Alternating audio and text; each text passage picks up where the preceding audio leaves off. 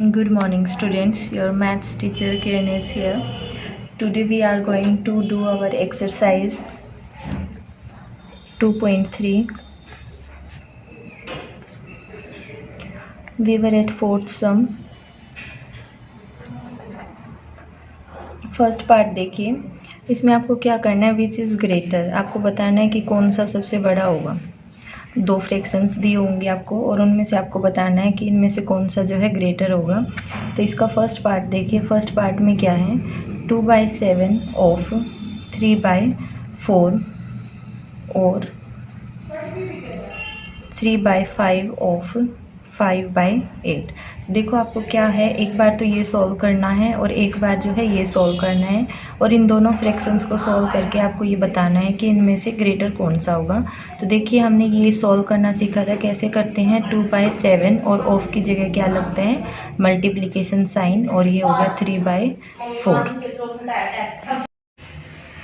और इसको कैसे सॉल्व करेंगे, 3/5 और ऑफ की जगह मल्टीप्लिकेशन साइन 5/8। अब देखिए जो न्यूमरेटर्स हैं उनकी आपस में प्रोडक्ट और डिनोमिनेटर्स की आपस में प्रोडक्ट, तो ये हो जाएगा 2 × 3 और नीचे 7 × 4, और यहाँ पर 3 × 5 और 5 × 8। तो ये फ्रैक्शन कितनी बनेगी, 2 × 3 = 6 और 7 × 4 = 28, और ये कितनी बनेगी, 3 × 5 = 15 और 5 × 8 = 40। ठीक है। अब इसके बाद देखिए आपको क्या करना है, एक है आपके पास 6/28 और एक है आपके पास 15/40। अब देखो इसमें क्या है, कॉमन आ रहा है 2, तो सबसे पहले इसको 2 से कट करेंगे। 2 × 3 = होता है 6 और 2 × 1 = 2, 2 × 4 = 8। ये आ गया आपके पास 3/14, और इसमें से क्या है, 5 कॉमन है, तो इसको 5 से डिवाइड करो। 5 × 3 = 15 और 5 × 8 = 40। तो आपके पास एक फ्रैक्शन है 3/14 और एक फ्रैक्शन आपके पास 3/8। अब आपको इन दोनों फ्रैक्शंस में से बताना है कि कौन सी फ्रैक्शन जो है इनमें से बड़ी है। तो देखिए जो ये फ्रैक्शंस हैं आपके पास, ये इनके न्यूमरेटर्स हैं जो सेम है। तो आपने क्या सीखा है कि अगर न्यूमरेटर सेम हो तो जिसका डिनोमिनेटर बड़ा होगा वो फ्रैक्शन कैसी होगी, छोटी होगी। तो यहाँ पर देखो 14 क्या है, 8 से बड़ा है, इसीलिए हम क्या बोलेंगे कि जो 13/14 है वो छोटी फ्रैक्शन होगी 3/8 से। ये हमने कैसे सीखा, हमने दो मेथड सीखे थे। अगर हमारे डिनोमिनेटर सेम नहीं है तो हम इसको सेम कर सकते हैं और फिर न्यूमरेटर्स को चेक करते हैं, या फिर अगर हमारे न्यूमरेटर सेम है तो हम डिनोमिनेटर की हेल्प से चेक करते हैं कि कौन सी फ्रैक्शन बड़ी है और कौन सी छोटी है। तो जिसका डिनोमिनेटर बड़ा होगा वो फ्रैक्शन छोटी होगी, ये आपको याद रखना है। तो यहाँ से ये क्या आ गया, आपका आंसर आ गया। इसमें 3/14 जो फ्रैक्शन है वो 3/8 से छोटी होगी। जो इसका सेकंड पार्ट है, सेकंड पार्ट देखिए,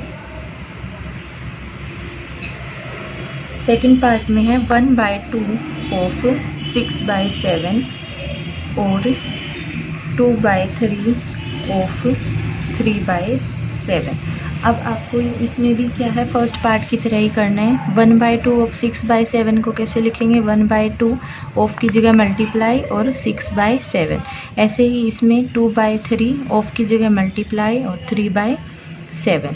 अब देखिए जो कॉमन आता है उससे हम कट करते हैं, क्रॉस मल्टीप्लाई में देखो 2 × 1 = 2 और 2 × 3 = 6। तो ये हो गई आपके पास फ्रैक्शन 3/7, और इसमें भी देखो 3 से 3 कट, और ये आपके पास हो गई फ्रैक्शन 2/7।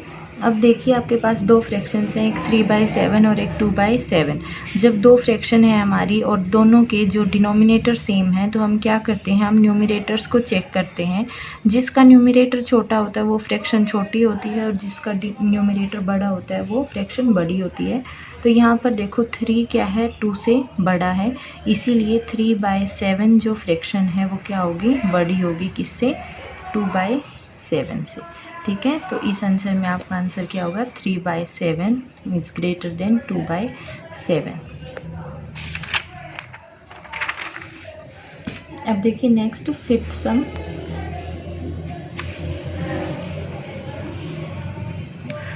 फिफ्थ सम में देखिए आपको क्या दिया हुआ है कि सैली प्लांट्स 4 सैपलिंग्स इन ए रो इन हर गार्डन। मीन्स जो सैली है वो क्या करती है, 4 सैपलिंग्स 4 पौधे लगाती है एक ही रो में अपने गार्डन में। The distance between 2 adjacent saplings is 3/4 metre. Statement लिखो, सैली प्लांट्स 4 सैपलिंग्स। जो सैली है उसने 4 सैपलिंग्स लगाए हैं इन ए रो इन हर गार्डन।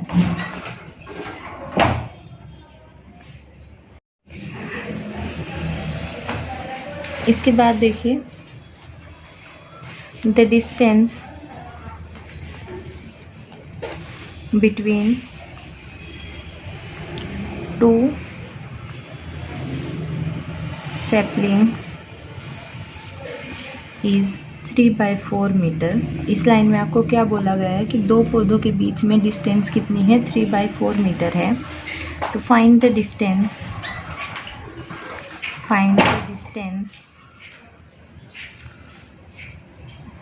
बिटवीन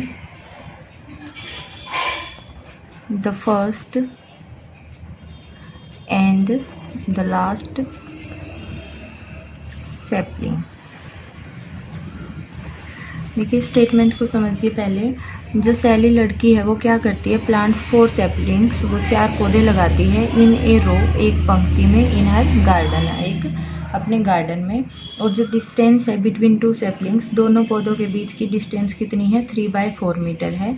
तो आपको क्या करना है, find the distance between the first and the last sapling, कि आपको फर्स्ट और लास्ट सैपलिंग में डिस्टेंस बतानी है।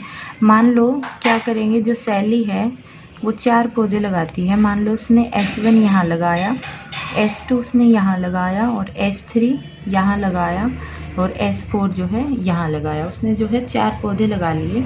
अब देखिए ये क्या बोल रहे हैं कि जो 2 सैपलिंग्स हैं उनके बीच की डिस्टेंस कितनी है, 3/4 मीटर। मीन्स जो 1 और 2 सैपलिंग है इनके बीच में डिस्टेंस कितनी है, 3/4 metre.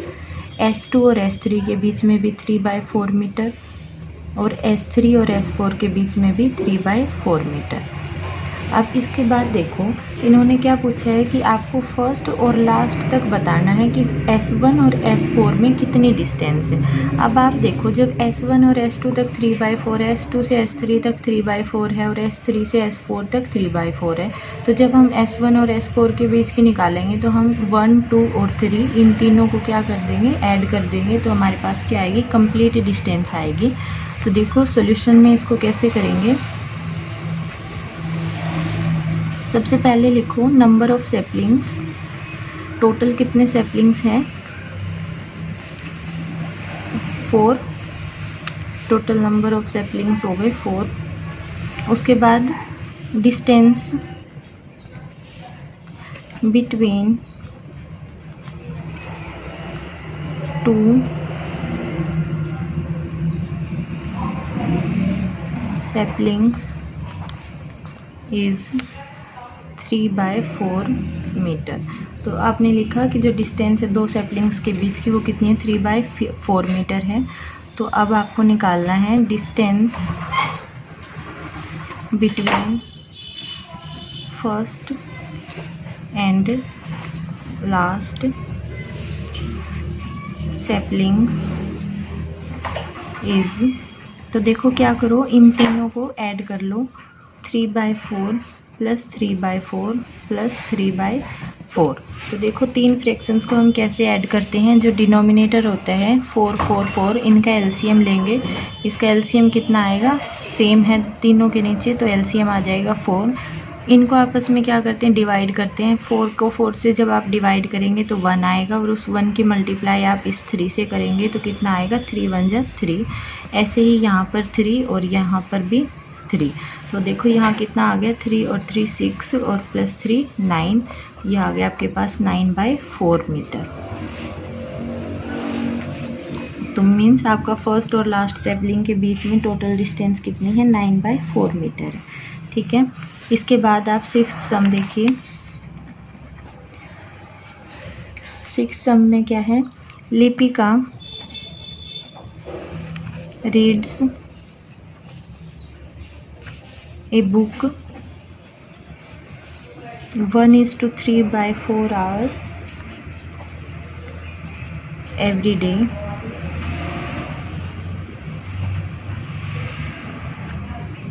he reads the entire book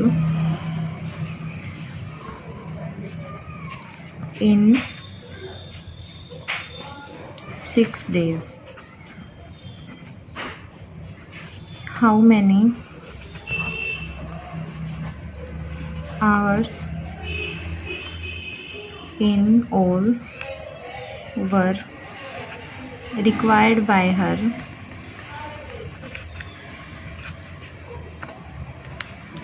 to read the book?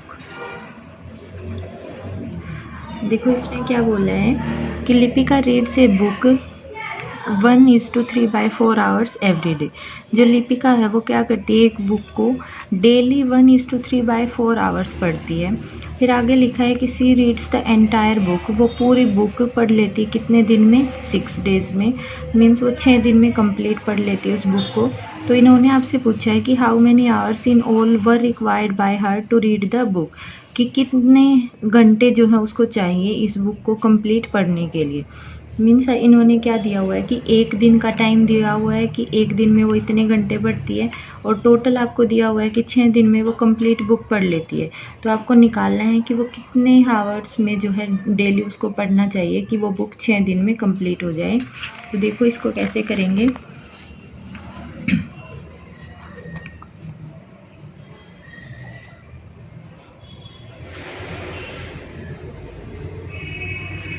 Lipika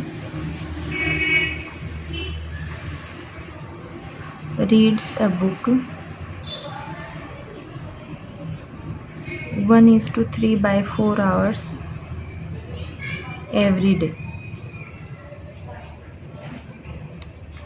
फिर उसके बाद देखो total time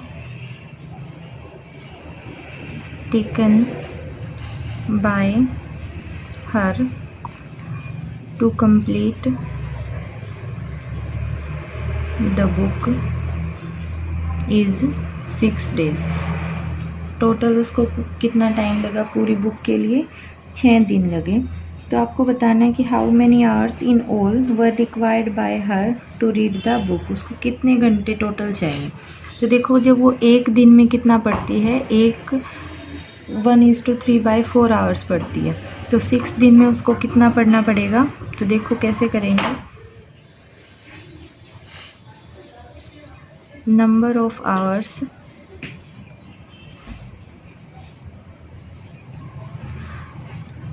required by her to read the book, to read the whole book is कितना आएगा।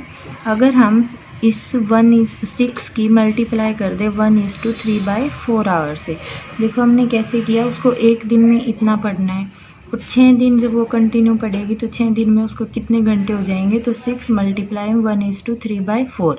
अब इसको कैसे सॉल्व करते हैं, 6 मल्टीप्लाई इसकी और इसकी मल्टीप्लाई करते हैं, प्लस ये 3 इसमें ऐड करते हैं, तो कितना आएगा, 4 1 जा 4 और प्लस 3 कितना आ गया, 7/4। अब इसको हम कैसे सॉल्व करते हैं, देखो 4 में और 6 में 2 जो है कॉमन है, तो हम 2 से डिवाइड करेंगे, तो 2 2 जा 4 और 2 3 जा 6। अब हम इसको कैसे सॉल्व करते हैं, न्यूमरेटर्स की आपस में मल्टीप्लाई और नीचे डिनोमिनेटर्स की मल्टीप्लाई। तो जिसके नीचे कुछ नहीं होता है उसके नीचे क्या आता है, 1 आता है। तो यहाँ से तो आया आपके पास 3/1 और यहाँ से आया आपके पास 7/2। आप देखो ऊपर वालों के ऊपर वाले के साथ मल्टीप्लाई और नीचे नीचे वालों की मल्टीप्लाई, तो ये होगी 3 × 7 = 21 और 1 × 2 = 2।